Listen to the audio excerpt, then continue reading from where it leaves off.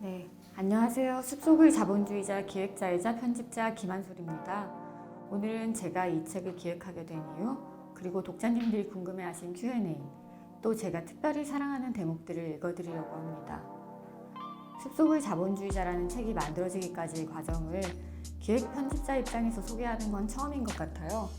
이 책이 궁금하신 독자님들 또는 새로운 책을 읽어보고 싶으신 분들께 도움도 되고 재미도 드렸으면 좋겠습니다. 제가 이 책을 기획한 건 2020년 8월? 하여간 투자 열풍이 그 절정일 때였어요. 그때 거의 우연에 가깝게 박혜은 작가님 원고를 발견했어요. 글이 그리는 풍경이 제 마음에 들어오더라고요. 다들 그렇게 목표에 불타오르거나 아니면 그 목표가 없다는 것을 불안해하면서 살고 있는데 이 세상이야 어떻게 돌아가든 시간이 느릿느릿 흘러가는 작은 시골집 하나가 있는 거죠. 주변 숲에서 제철 열매도 따먹고 통밀을 갈아서 천천히 숙성한 빵을 굽기도 하고. 그런데 그렇다고 거기서 뭘 특별하게 하는 건 아니에요. 혁명을 꿈꾸는 것도 아니고요.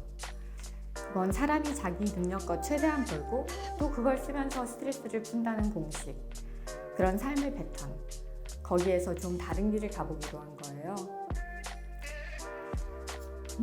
꿈도 야망도 놓은 것 같지만 제 느낌에는 굉장히 신선하게 야심차다고 생각했어요. 소비에 매달리지 않고도 내가 행복할 수 있는 어떤 방법, 그런 맥락을 굉장히 철저하게 연구해 보는 거죠. 그런 신선함을 다른 분들께도 전달하고 싶었습니다. 작가님은 한때는 기자셨고 미국 대학에서 박사학위도 따셨어요. 그런데 막상 되고 보니 특종을 따내기 위해 인정받는 논문을 쓰기 위해 삶을 바치고 싶지 않았어요. 남에게 맞춰진 기준에 최선을 다하고 남은 것으로 일상을 살고 싶지는 않았던 거죠. 다음 단계를 고민하는데 때마침 번아웃이 온 남편도 직장을 그만두겠다고 선언했고 상황이 이렇게 되어버리니까 생각나는 게 있었던 거예요. 원래 예전부터 유기농 농장을 해보고 싶어 했다는 거 말이죠. 이번에야말로 헬렌 니어링 부부의 조화로운 삶 혹은 소로울 월든을 살아볼 기회, 그렇게 받아들이신 거예요. 그래서 작가님의 가족은 서울 집을 팔았대요. 그래서 그걸로 드넓은 부지가 딸린 맑고 작은 시골집까지 구했어요. 그런데 막상 농사를 지으려고 했더니 이것도 돈을 벌 수준으로 하려면 환경도 파괴해야 하고 몸도 무척 고되고 또 유기농이라도 팔릴 만한 상품 기준에 맞추려면 그 과정이 굉장히 복잡했던 거죠.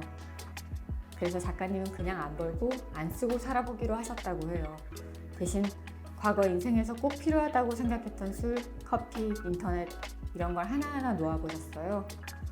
이건 일종의 질문이었던 것 같아요. 내가 살아가기 위해 정말로 필수적인 비용은 무엇인가? 그리고 이렇게 놓고 일을 안 했더니 많이 생긴 게 있었대요. 바로 시간이었습니다. 그 시간 속에서 탄생한 일상과 생각들이 담긴 책입니다.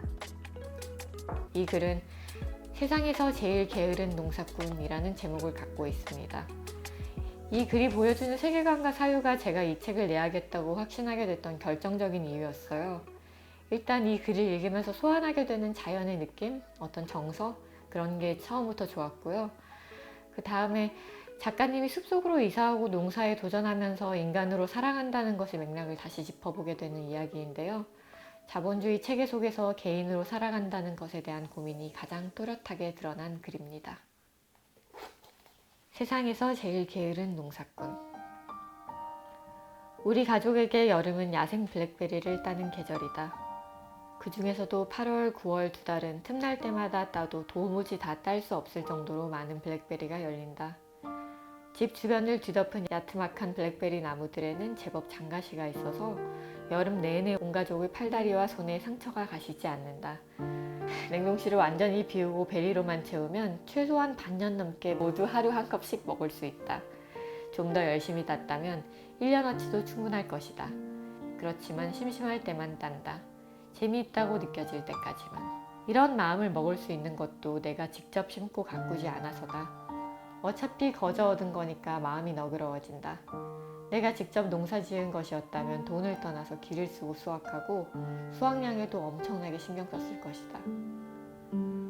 얼려둔 베리를 먹는 동안에는 마트에서 과일을 사지 않는다. 맛은 무척 단단하다. 마트 과일처럼 무작정 달지 않다. 따는 장소나 시기에 따라서 맛이 달라진다. 자라난 자라난 흙과 공기와 햇살이 블랙베리만의 방식으로 표현된 것 같다. 이렇게 야생에서 채취한 식물과 과일은 맛이 있거나 없다고 말할 수 없다. 단지 내가 서 있는 이 땅과 공기와 물과 이 작물이 보낸 시간의 맛을 갖고 있을 뿐이다. 그늘에서 자란 과일은 더 크고 습한 곳에서 자란 과일은 더 달다. 블랙베리 나무들은 암수가 구분되는데 해가 많이 드는 곳에는 수나무의 가지가 열매를 덮어서 그늘을 만들어준다.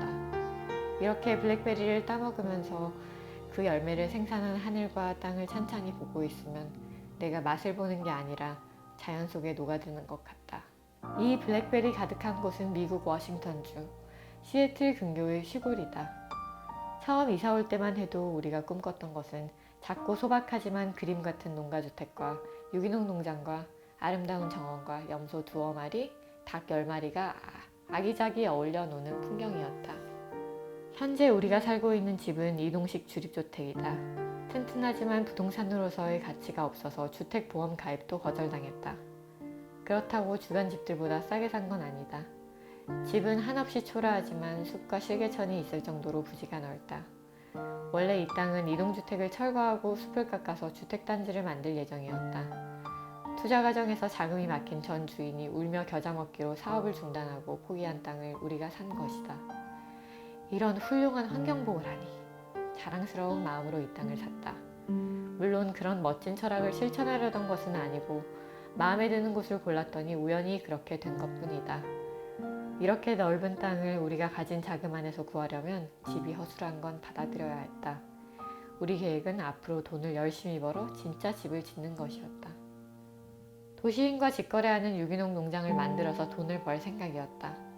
그래서 도시에서 가까운 땅을 찾았던 것이다. 지금 생각해도 정말 좋은 계획이다. 미국 식품 산업은 최대한 저렴하게 생산해 칼로리만 집약적으로 높이는 방식을 기본으로 하기에 음식다운 음식은 프리미엄이 높다. 글루텐 프리, 채식주의, 로컬 음식 등은 미국에서는 정치적, 사회적 계급의 지표와도 같다. 음식을 인간이라는 기계의 연료 정도로만 취급하는 미국 문화에 대한 반작용이다. 우리가 사는 곳에서 가까운 대도시인 시애틀은 그런 반문화를 자신의 정체성으로 삼는 부자들이 많은 도시이기도 하다. 그래서 온갖 가축을 기르고 작물을 생산하는 농부들을 직접 만나 농사부터 판매 방법까지 배웠고 남편은 그런 유기농 농장에서 인턴으로 일하기도 했다. 나는 혹시 몰라 옷 만들기, 비누 만들기, 집 짓고 고치기까지 배웠다.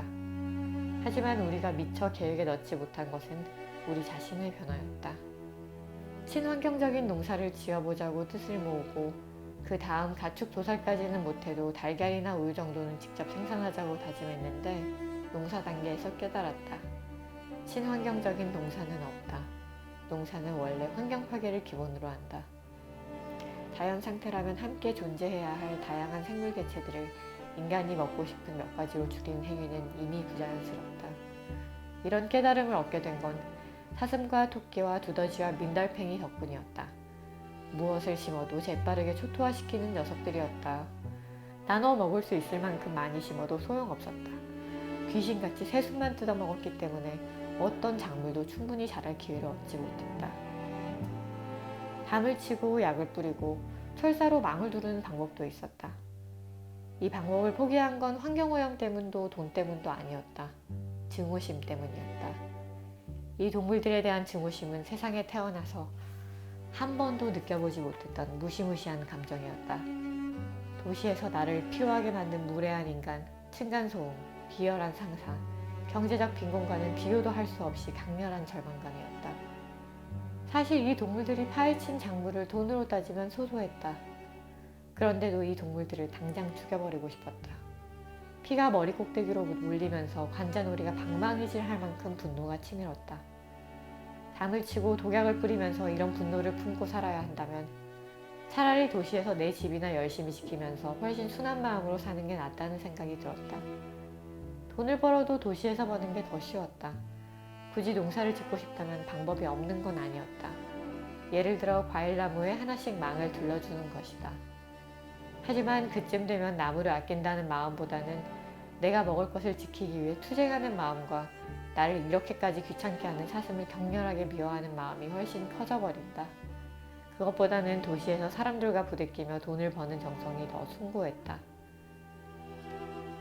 그래서 우리는 사슴을 증오하며 농사를 짓는 대신 사슴처럼 살기로 했다.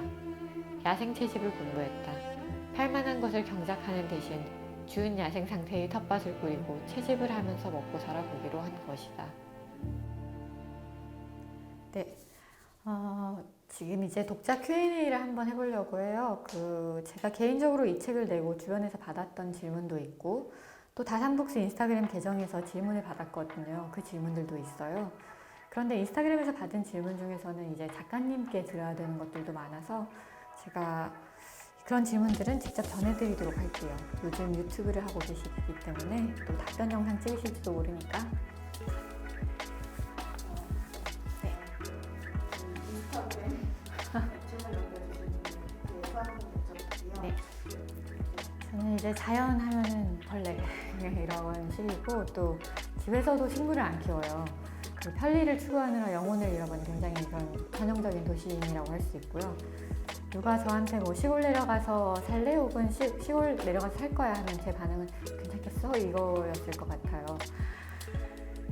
그런데 제가 이 원고에 끌렸던 거는 이제 막 뛰어난 자연재찬이나 뭐 그냥 어떻게 할지 모르겠는 반자본주의가 아니라는 거였거든요. 이 원고의 세계관이 뭐라고 해야 되나 좀 겸손하고도 자유롭다고 느꼈던 것 같아요.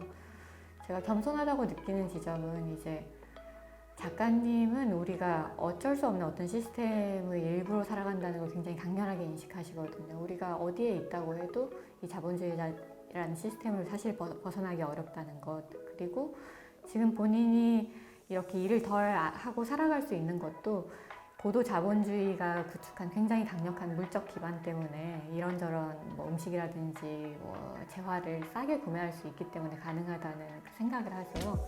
그리고 자기 개인의 의지로 할 수 있는 게 사실 굉장히 적다는 것, 이런 거에 대한 굉장히 통합적인 인식을 하고 있는 게 저는 겸손하다고 생각했거든요. 근데 그렇지만 그래서 우리 아무것도 못해 이건 아닌 거예요. 그 안에서 어떻게 나는 그 안에서도 그럼에도 불구하고 내 뜻대로 살아갈 수 있을까? 나만의 자유를 추구할 수 있을까? 그렇게 하기 위해서 그냥 생각만 하는 게 아니라 엄청나게 치열하게 사유를 하고 실행으로 옮겨보세요. 그 지점이 무척 자유롭다고 느꼈던 것 같아요. 그래서 그런 면에 참 끌렸습니다. 저희 회사에서는 이제 출간을 결정할 때 아이템 회의라는 걸 해요. 그 회사 인원들 꽤 많이 모아놓고 제가 피칭을 하고 그러면 이제 이걸 하자 말자 이런 의견을 각자 주시는 건데, 그때 제 기억으로는 의견이 거의 딱 절반으로 갈렸어요. 절반은 하지 말자, 절반은 뭐 하자. 근데 그 절반도 완전한 찬성은 아니었어요.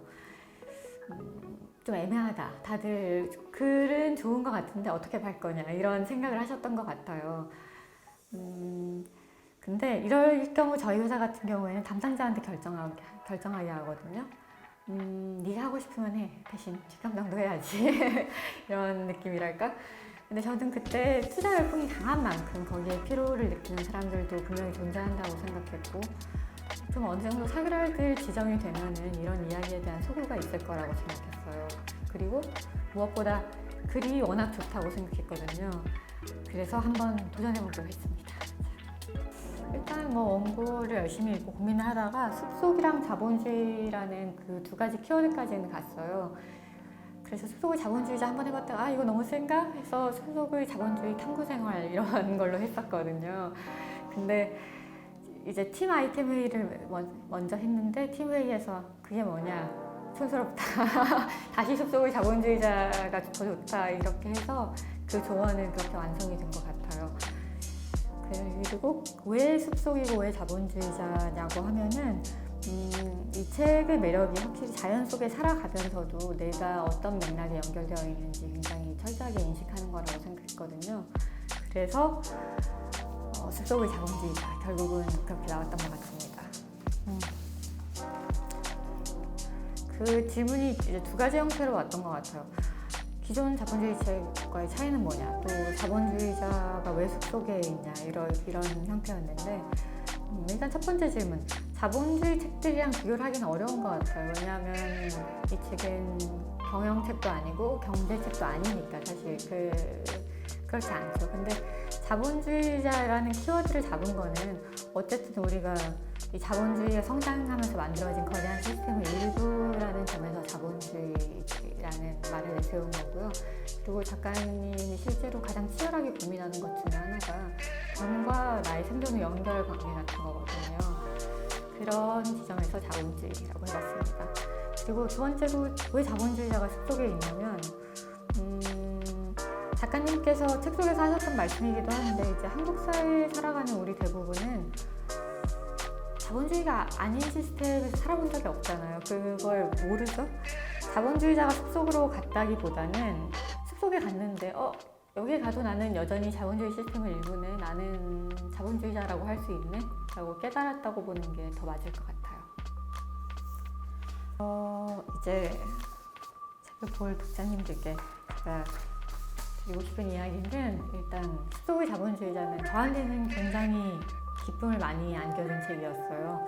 일단 원고가 좋아서 되게 설레고 기쁘거든요. 그럴 때는. 그리고 출간하고 나서 그거 알아주는 사람들이 너무 많아서 굉장히 기뻤고, 그리고 무엇보다 이 책에서 느낄 수 있는 것도 굉장히 열려있고 멋진 분이시거든요. 작가님은. 그 작가님을 만나고 작가님이랑 직접적으로 소통하고 여기서 오는 기쁨도 굉장히 컸어요. 그리고 한 가지 제가 알려드리고 싶은 거, 이 책을 대체로 에세이라고 생각하시는데 저는 이 책의 분야를 인문으로 잡았어요. 주로 개인의 이야기를 하는데 왜 인문일까? 라고 물으시는데, 인문서라고 부르고 싶었던 건 이 책의 목적이 나의 이야기를 회고하고 나의 이야기를 기록하는 데 주가 있다고 보진 않았거든요. 오히려 인생에 대한 어떤 질문, 우리 삶의 필요 조건들에 대한 질문, 그런 걸 던지고 또 실험해보는 데 가장 핵심이 있다고 생각을 했어요. 그래서 인문으로 분류를 했고요. 그래서 독자님들이 이렇게 반응해 주실 때 굉장히 기뻤던 것 같아요. 이 책의 질문들을 자기 삶에 던지시면서 자기 삶에 대한 에세이처럼 서평을 꾸려나가실 때나, 혹은 이 책이 갖고 있는 어떤 전제들에 대해서 반박을 하실 때나, 그럴 때 누군가가 내 의도를 읽어줬구나, 누군가가 내가 이 글에서 봤던 거를 같이 봐주고 있구나. 그래서 굉장히 기뻤어요. 아무튼 이렇게 편집자한테, 기획자한테 내내 기쁨을 줬던 책 숲속의 자본주의자, 한번 같이 읽으면서 같이 기쁨을 느껴주시면 좋겠고, 읽어주신 분들 너무나 감사드립니다.